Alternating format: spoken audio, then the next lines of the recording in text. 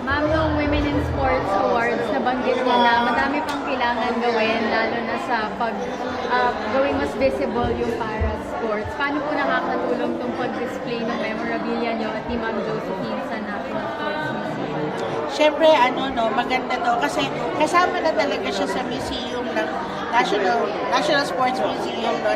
And of course, visibility is very important.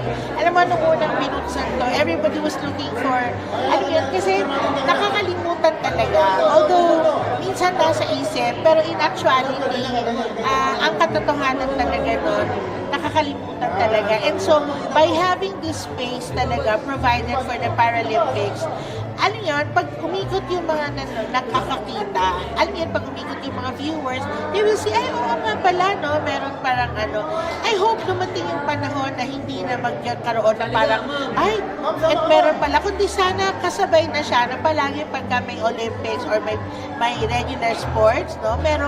Merong para sports din na hindi na nakakapagtaka or kasi nga, meron na siya talaga sabay. So, yun. Ma'am, naging emotional kayo kanina nung sa speech. Can you just talk about that?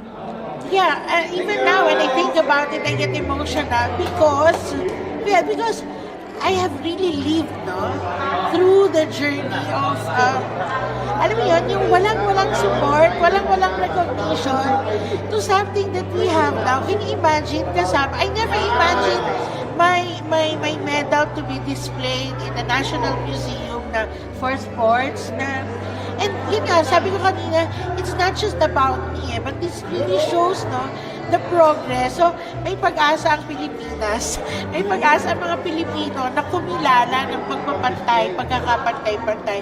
And this is really a story of inclusion. Diba, I am emotional for the athletes that we have now. Kasi, di ba nakakatuwa, hindi nila kailangan pagdanasin ng mga dinanas namin.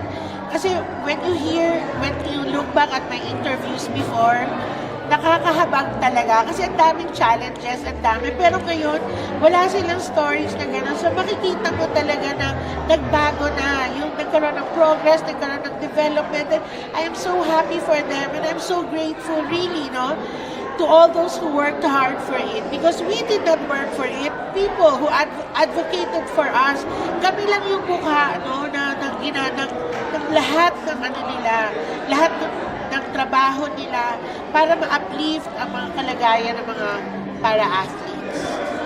Yun. Siyempre po yung medal niyo po was siyempre very personal po sa inyo yun.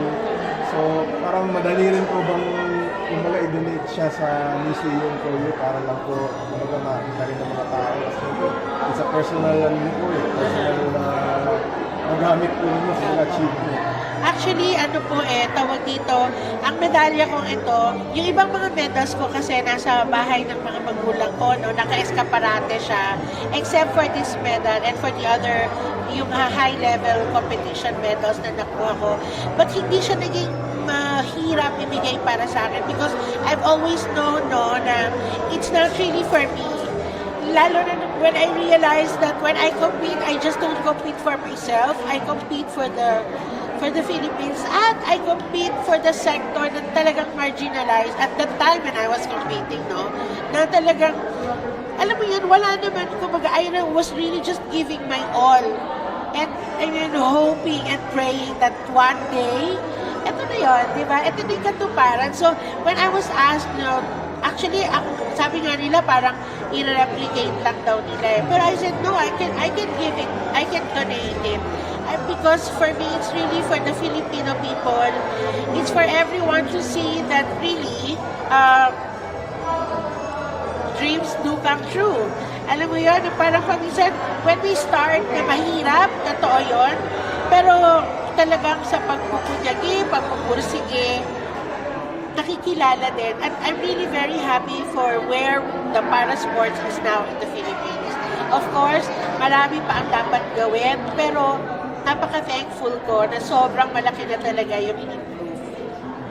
Habang po si Ma'am Josephine Medina po, ano po yung naalala niyo sa kanya, ano po yung masasabi niyo na nandito na rin po yung kanyang yung mga nare-recognize din po yung achievement niya through this yung medal niya nasa museum lang.